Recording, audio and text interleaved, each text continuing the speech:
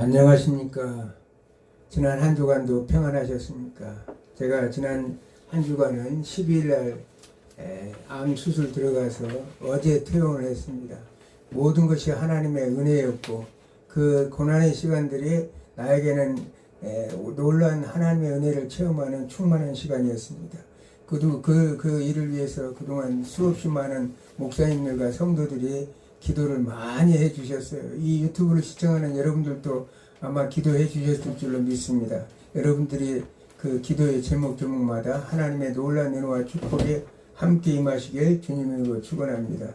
특별히 우리 손영일 목사님, 또 김명자 목사님, 총회장인 김신홍 목사님, 노회장 최정숙 목사님, 그리고 수도내 많은 목사님들이 물심양면으로 기도해 줬고, 우리 김정래 목사님, 또 김희선 목사님, 우리 김희선 목사님은 친구 목사님으로서 그 나를 어떻게든 돕고 싶었는데 돈은 없고 여러 가지 힘들다고 했는데 마침 5월 8일 어버이날이라고 그래서 그 자녀들이 와서 그 용돈을 주고 갔어요. 그래서 쓰기도 전에 쓰면은 곤란하겠다고 미리 얼른 가서 나에게 이제 이렇게 그 돈을 보냈던 걸 봅니다. 참 하나님의 은혜의 큰 사랑이 아닐 수 없습니다.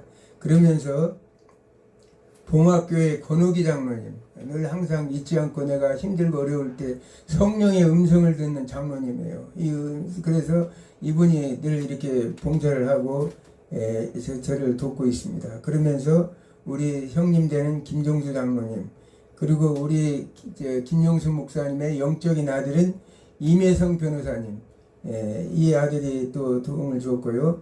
또 우리 교회 김은숙 권사님, 그리고 우리 건물의 반장 되시는 염정혜 집사님, 무엇보다도 이대 목동교회 비뇨기과 고영희 교수님, 이 고영희 교수님이 정말 많이 이렇게 도움을 줬습니다. 그러면서 이제 그렇게 해가지고 여러 가지로 이제 참 친절하기도 하셨지만은 목사가 돈이 없다고 그러니까 자기가 최대한으로 그 수술비를 삭감한다고 해서 삭감해줘서 제가 가벼운 마음으로 이렇게 값을 치르고 이렇게 나오게 되었습니다. 너무나 감사합니다. 그리고 그것을 간병했던 그 간호사님들도 감사를 드리고 이 종을 위해서 많은 그 밖에도 기도해 주는 사람들이 있었습니다. 주변에 알게 모르게 기도하고 물질로도 후원해 주신 많은 분들이 있었는데 이 모든 분들이 그리스도 안에서 진정한 형제여 동역자이라는 것입니다. 그리스도 안의 형제, 우리가 형제라는 건 이제 헬라어로 아델포스라고 그랬죠. 내가 여러 번 강의했지만 아델포스라는 것은 한 목적을 가지고 한 방향을 바라보고 가는 피를 그리스도의 피를 나눈 그런 형제를 말하는 거예요. 그러면서 동역자라는 것은 슈네르고스라고 얘기합니다. 함께 가는 자, 함께 모든 무거운 짐을 지고 함께 가는 자, 이들이야말로 진정한 그리스도 안에서 이루어진 하나님의 사랑이요, 한 가족이요, 영적인 자매요, 형제요, 동역자인 사실을 알 수가 있어. 함께 일하는 사람.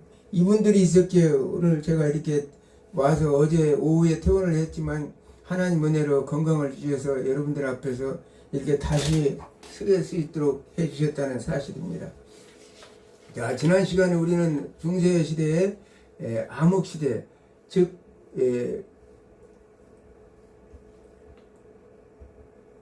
카이로스 시대를 제가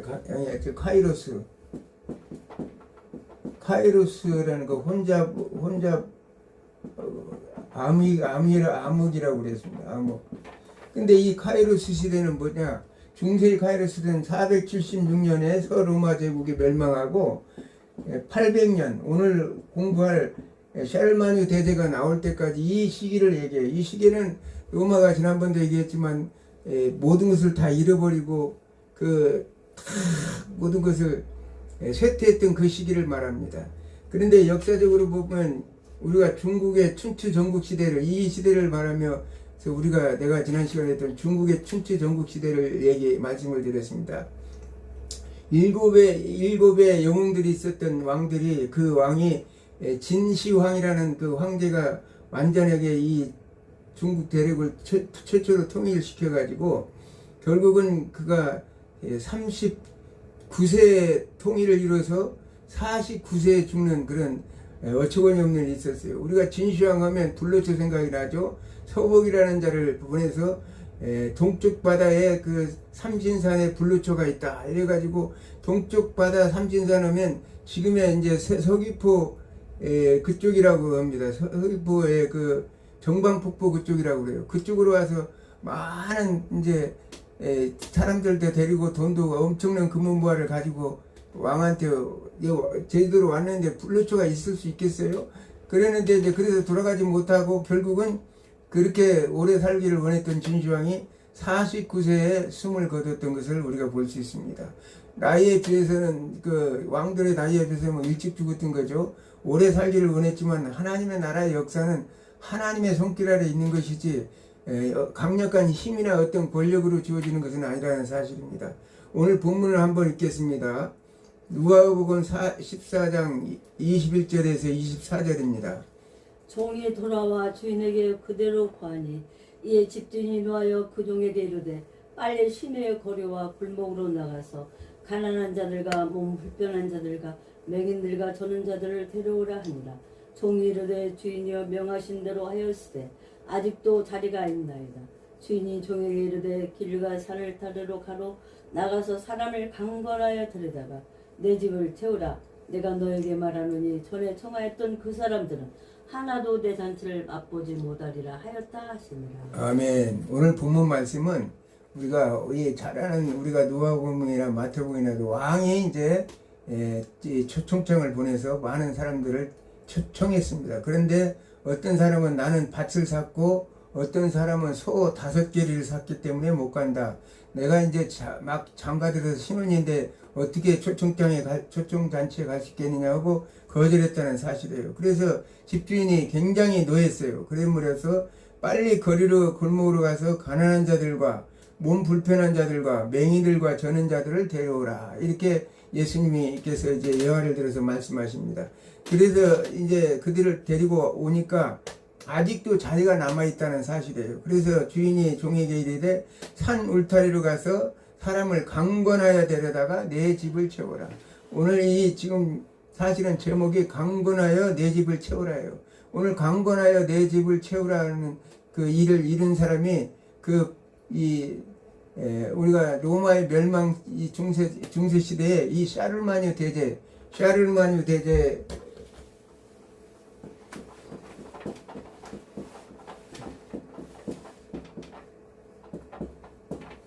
이분이 하나님의 오늘 말씀, 예수님의 말씀처럼 그 강권하여 데려온 사람이 바로 샤를마뉴 대제입니다. 그래서 24절을 보니까 내가 너에게 말하니 전에 청하였던 그 사람은 하나도 내 잔치를 맛보지 못하리라. 청하였어도 그들은 그것이 천국 잔치인 것을 생각 못하고 응하지를 않았다는 사실이에요. 우리가 잘 알다시피 마태복음 13장 13절에 예수님의 말씀 비유로 말씀하죠. 너희가 보아도 보지 못하고 들어도 깨닫지 못하는 것입니다. 이 말씀이 뭐냐면 바로 이사야 6장 9절의 말씀을 인용한 건데 바로 이 어거스틴이 말한 예정론을 말하는 거예요. 우리가 하나님의 이름으로 이 하나님의 선택받은 자 하는 이상은 우리가 하나님의 말씀을 아무리 전해도 듣지도 못하고 깨닫지도 못하고 보아도 보지 못한다는 사실을 우리가 알 수 있습니다.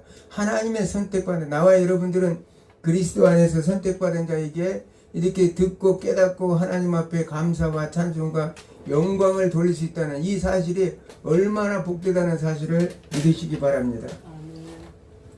자, 오늘 이 샤를마뉴 대제 제목이 샤를마뉴 대제인데 샤를마뉴 대제는 중세 초기의 서구에서 보편주의적 기독교 제국의 이상을 실현한 군주였다. 보편주의적 이 기독교 제국을 이상을 실현한 군주였다는 사실이에요. 라틴어 명칭은 카롤루스 마그누스라는 이름이며 위대한 카롤이라는 뜻입니다. 위대한 카롤루스 마그누스. 프랑스어는 샤를마뉴. 오늘 제목이 샤를마뉴인데 이거는 프랑스어로 말할 때 쓰는 용어고 독일어로는 카할 대제라는 명칭으로 사용합니다. 카할 대제. 원래 기독교는 보편주의적 종교입니다. 기독교의 보편주의적 경향은 사도 바울이 갈라디아 3장 28절에 잘 나타내고 있죠. 갈라디아 3장 28절에 보면 너희는 유대인이나 헬라인이나 종이나 자유인이나 남자나 여자나 다 그리스도 안에서 예수 안에서 하나이니라. 유대인이나 종이나 자유자나 모든 사람은 그리스도 안에서 차별이 없고 하나라는 거예요. 거기에서 이제 우리가 이 보편적 교회론을 주장했던 사람이 안디옥 교회 이그나티우스, 순교자 이그나티우스를 우리가 들 수 있죠.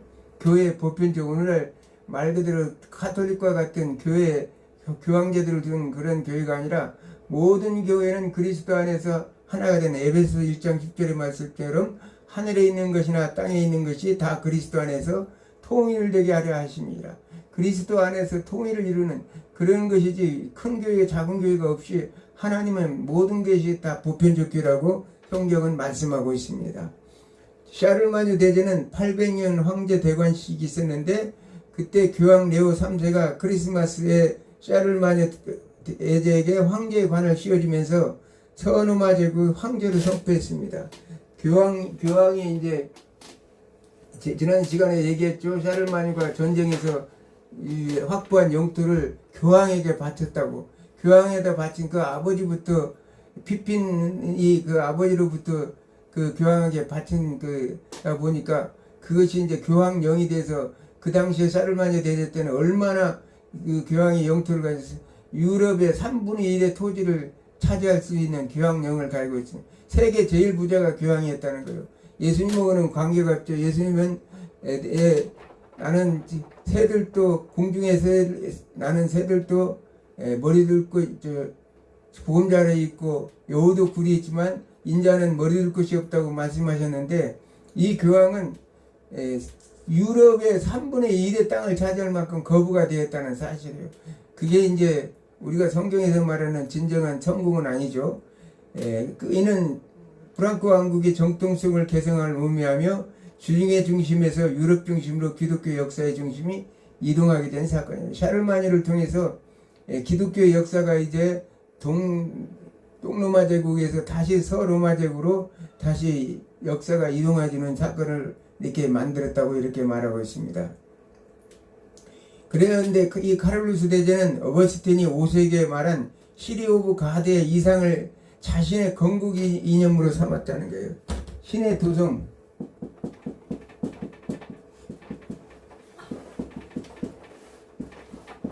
어거스틴의 신의 도성의 그 이상을 자신의 건국 이념으로 삼았다는 것입니다.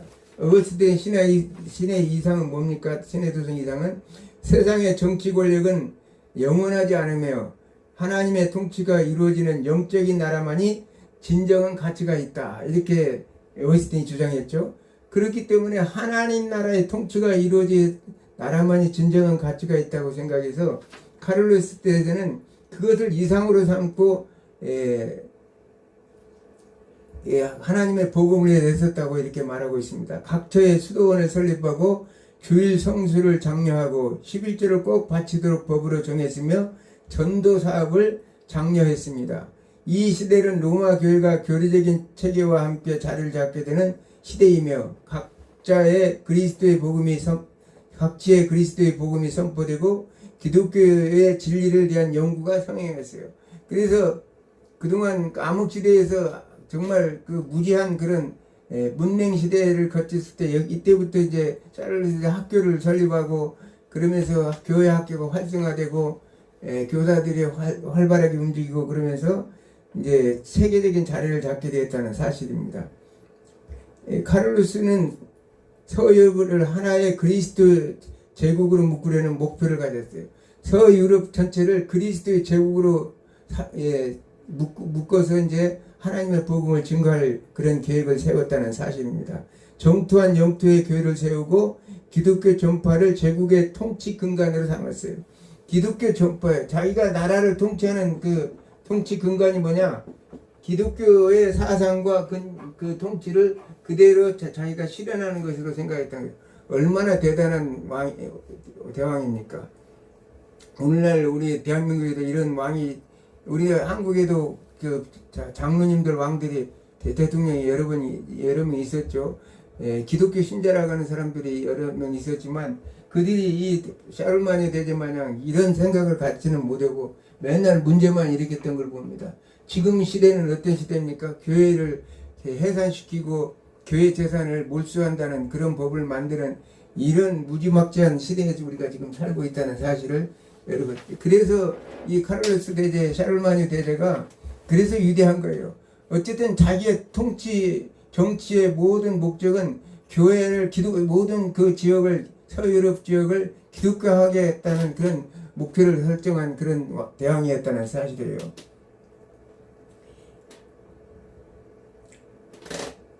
카를로스 대제는 로마의 제도, 기독교 사상, 게르만 전시 문화를 융합하여 새로운 중세 유럽 문명의 기틀을 다졌습니다. 수많은 원정을 통해 족을 정복하고 이탈리아의 링고바르드 왕국, 바이에른, 케른텐 등을 병합하여 옛 서로마 영토의 대부분을 차지했습니다. 그는 교황을 보호하여 카를로스의 왕조의 정통성을 확보하고 서유럽의 정치적 통일성을 달성하여 훗날 신성로마 제국의 기원이 되었습니다. 우리가 신성로마 제국은 962년 오토 1세에 의해서 신성로마 제국이 다시 이렇게 시작되죠. 그러면서 1806년 잘하는 나폴레옹에 의해서 신성로마 제국이 멸망하고 중세시대가 마감을 하는 것을 봅니다. 이렇게 이 카를로스가 그 신성로마의 모든 기틀을 받았대요. 무려 카를로스 이 시대까지 오면 1806년이니까 무려 한 1000년을 신성로마 제국이 통치했다고 볼 수 있어요. 로마 1000년이나 신성로마 제국 1000년이나 엄청난 역사를 통치했는데 그 기틀을 마련한 자가 바로 샤를마니 대제라는 사실을 우리가 알 수 있습니다. 이 카를로스 대제는 팍스 로마나 이후 흩어졌던 서유럽을 다시 하나로 묶어 중세 유럽의 정체성을 확립한 유럽의 아버지라고 평가되었어요. 그러니까 그냥 이 아까 얘기했지만 카오스 세계, 뭐 춘추 전국 시대와 같은 그런 혼란의 시대를 통일시켜서 이제 하나의 기독교 제국으로 딱 묶어서 모든 통치 이념이 하나님 나라의 통치 원리, 하나님 나라 영적인 나라의 통치만이 진정한 가치가 있다는 어거스틴의 주장처럼 그가 그것을 이상으로 생각하고 실현하려고 노력했던 대왕이었다는 사실을 알 수 있습니다. 그래서 유럽의 아버지라고 평가를 받고 있습니다.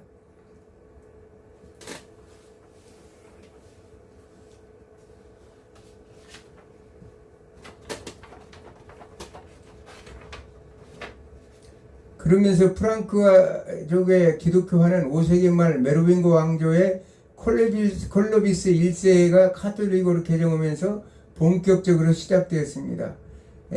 콜로비스 1세는 프랑크 왕국의 토대를 마련하고 메로빙고 왕조를 연 인물로 오늘날 프랑스와 독일 지역의 기원이 되는 국가를 세운 영웅입니다.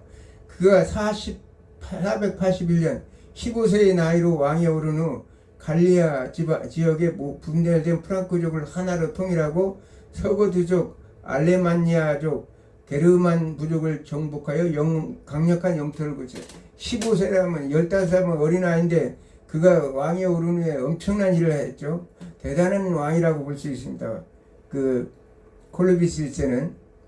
그런데 그가 이제 기독교를 원래는 이제 아리우스주의파의 이제 사람이었는데 콜로비스가 기독교로 이제 개종하는 이유가 이교도였던 콜로비스가 기독교를 개종한 이유가 뭐냐? 알레만니족과의 돌비아크 전투에서 위기에 처했어요. 전쟁장에서 위기에 처하니까 그 아내에는 부르근트 왕의 공주인 아내 클로피틸다, 지난 강의에 이제 얘기했어요.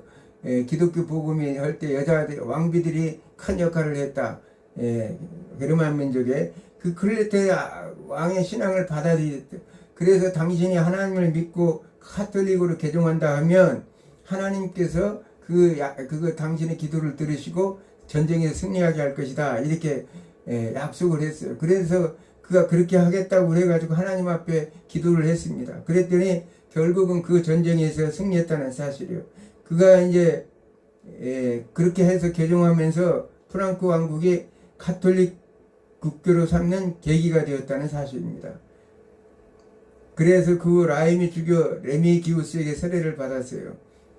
이는 그 이유는 단순히 종교적 이유뿐만 아니라 기존의 로마계 주민과 융합하고 지배력을 공고하기 위한 정치적 결합이었어요. 게르만 민족과 로마계 귀족들과 융합을 통해서 정치적인 안정을 갖고 하기 위해서 이제 카톨릭으로 개정했다는 거예요. 우리가 잘 알죠. 콘스탄틴이 313년 기독교 공인할 때 완전히 그가 예수 안에서 정말 하나님을 믿어서 보다도 이 흔들리면은 기독교 신자들만, 그 당시에 로마 제국의 10%를 차지했던 기독교 신자들만 딱 배신이 없는 이들만 잡으면 이 콘스탄틴이 제국을 이끌어 나가는데 힘이 되겠다, 그런 생각으로 기독교 공인을 했다고 이제 제가 말씀드린 것 같습니다. 그래서 여기 콜로비스도 그랬다는 거예요. 개종해가지고 이렇게 해서 로마인들과 이제 자신의 그 게르만 민족이 백성들이 융합을 해서 지배력을 공고하기 위한 정치적 결정이었다고 이렇게 말하고 있습니다. 다만 게르만 민족이 이단으로 취급되었던 아레오스파를 믿은 것과 달리 프랑크족은 로마 교황청과 같은 정통 카톨릭을 택하여 갈리아 지역에게 빠르게, 오늘날 갈리아 지방은 프랑스 지역을 얘기하고 있습니다. 카를로스는 독실한 카톨릭 신자로서 이제 아까 얘기했던 그 후손이 카를로스가 나오죠. 클로비스는 그 카를로스의 그 선조를 얘기하는 거고, 카를로스는 독실한 카톨릭 신자로서 영토 확장 전쟁을 기독교 신앙에 전파하는 성전으로 얘기했다. 홀리, 자기가 영토를 정복 전쟁하는 것은 자기가 모든 유럽에 있는 나라를 해서 하나의 그 기독교 국가를 만들고자 하는 성전, 홀리 워로 생각했다. 우리가 잘 알다시피 우리가 출애굽 여정 속에서 출애굽을 홀리 워라고 그러죠. 성전이라고, 출애굽 사태를 성전이라고 합니다. 여호와 디바인 워리어, 신적 용사인 하나님 예수 그리스도께서 그 앞장서서 적들을 물리치고 가나안 족속들을 물리쳐서 하나님께서 약속된 가나안 땅을 물려줬던 것을 우리가 알 수가 있습니다. 그러면서 이제 섹슨족을 개종시키는데 독실한 카톨릭 신자였던 카를로스는 기독교 전파를 왕의 의무로 보았고, 재정일치 사회였던 게르만 다신교를 탄압하여 작센 지방의 토착 지배 세력의 힘을 약화시키고자 했습니다. 그래서 자신은 재정일치 사회였던 다신교, 그거를 무너뜨리고 오로지 기독교를 전파하는데 왕의 의무로 봤다고 생각했습니다. 그래서 30년 넘게 이어진 섹슨족과의 전쟁에서 무력으로 기독교를 강요하여 섹슨족에게 기독교 세례를 강요했고, 너희들이 세례를 받을 것이냐 아니면 죽을 것이냐 이렇게 했다는 거예요. 이를 거부하거나 배교하는 자는 사형에 처하는 데는 독특한 처벌을 내렸어요. 아까 제가 첫 시간에 얘기했죠. 강권하에 데려오라. 이 지금 카를로스가 이랬다는 거예요. 샤를마니 대제가 그 복음을 전파하는 식을 강권해서 강압적인 선교 방식을 취해서 한 나라를 전체를 예수를 믿게. 그 당시에 오늘날 전도는 1대1이지만 오늘날 개인주의와 자유주의 사상 때문에 모든 것은 1대1이지, 종교의 자유가 있고 국가가 간섭하지 못하지만, 그 당시에는 한 왕이 예수를 믿으면 전 나라 국민들이 예수를 믿는 그런 상황이었어요. 그러니까 오늘날 왜 서구 유럽이 지금 이렇게 기독교 국가가 되어 있는가 이렇게 생각해 보면 바로 이 샤를마니 대제, 카를로스 대제가 그 당시에 기독교를 복음을 전파하면서 그 나라를 정복한 나라들마다 자기의 의무로 생각하고 성전으로 홀리워로 생각하고 그들을 전파해. 그래서 하나님의 그 가상한 마음을 보고 아마 하나님께서 그 카를로스 대제를 이렇게 서유럽을 통일할 수 있는 그런 놀라운 축복을 주지 않았을까, 그런 생각을 해봅니다. 요약하자면 카를로스 대제는 기독교를 통치 도구이자 정체성으로 활용하여 서유럽을 하나로 묶는 기독교 세계를 확립한 인물입니다.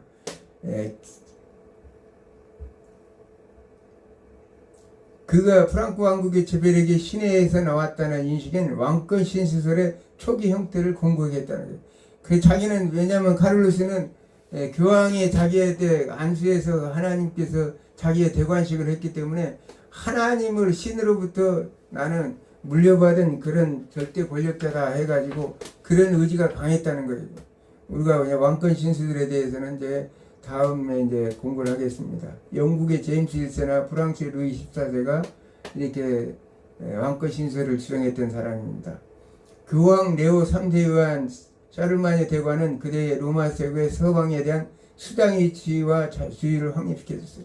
로마 제국의 서방에 대한 교황이 주도권을 잡고 행한 이 행위에 대해서 레오 1세의 후계자, 3세의 후계자들은 이 우리 교황이 이제 황제에 관을 씌워줬기 때문에 황제보다도 우리가 모든 것에 우선권이 있다 이렇게 생각을 했던 거예요. 그러므로 인해서 서로가 이제 논쟁이 있을 수밖에 없죠. 교황과 국왕 사이가 아무리 원활히 한다 하더라도 서로 의존하는 것이 육 달갑지 않은 사태를 야기할 수밖에 없어요. 왜냐하면 권력을 나누고 서로 공유할 수가 없어요. 권력은 아버지와 자식 간에도 피 터지게 싸우는 것이 권력인데 이게 이제 교황과 황제의 권력을 교황 황제주의라고 그랬죠. 교황이 황제를 좌우지하려는 그런 모든 것을 얘기하고 있습니다. 이런 것이 나중에 이제 사건으로 터진 것이 그러나 교황과 국왕 사이 아무리 원활을 하더라도 이 사건이 터진 것이 1777년에 있을 카노사의 권력이에요. 성직자 임명권, 서임권을 주고 신성로마 제국 황제 하이니 4세와 교황 그레고리우스 7세 간에 권력 다툼이 일어난 사건이 카노사의 굴욕이라는 사건입니다.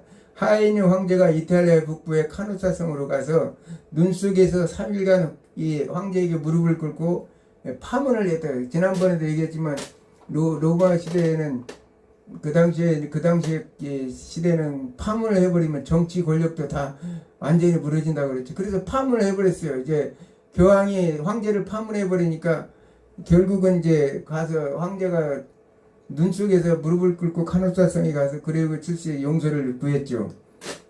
그래서 이제 다시 돌아오게 됐는데 하이니 황제가 이탈리아에 북에서 3일 동안 무릎 꿇고 용서를 구한 사건을 말합니다.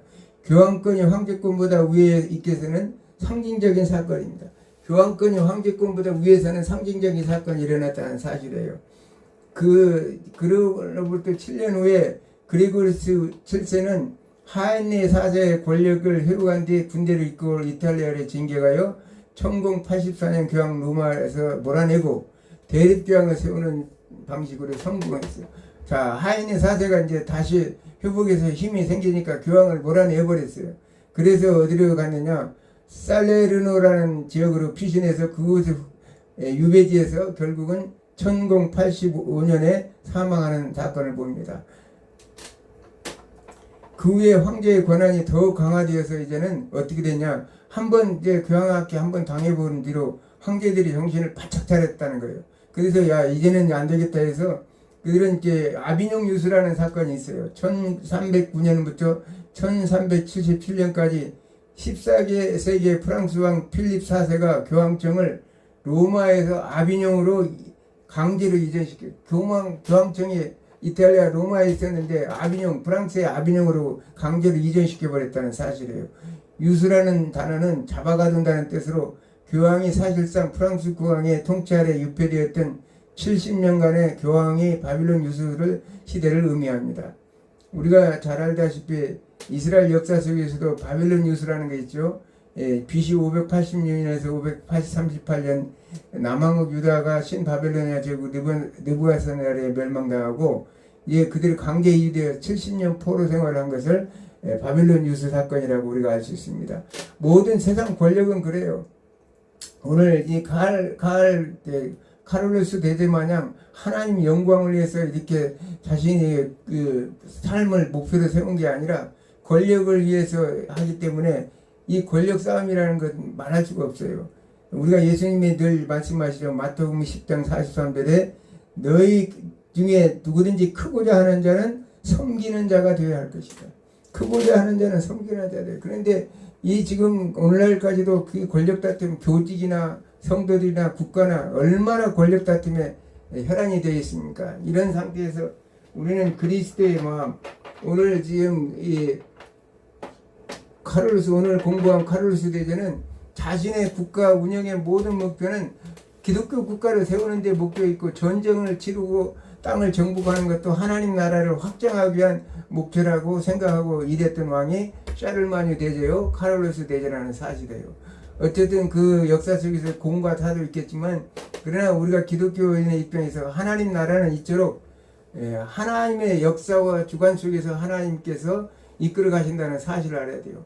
어떤 세상의 세속적인 권세가 지금 우리를 억압하고 넘어뜨린다 할지라도 하나님께서 결코 그것을 무너뜨려 버리고 영원한 다니엘서 7장 14절의 말씀처럼 하나님 나라는 소멸되지 않는 나라요 영원한 나라고 무너지지 않는 영원한 나라라는 사실을 우리가 말하고 있습니다.